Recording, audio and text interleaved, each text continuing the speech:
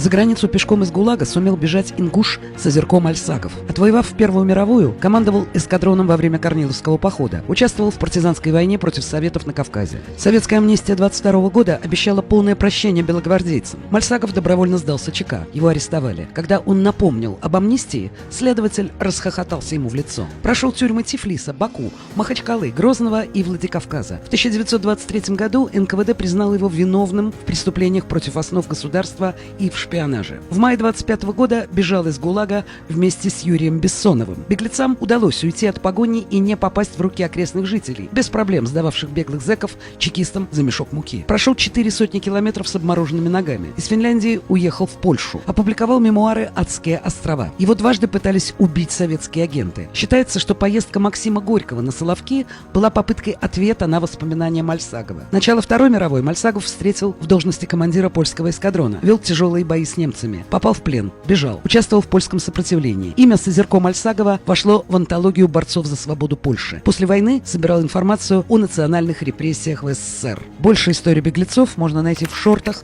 канала Ходорковский Лайв.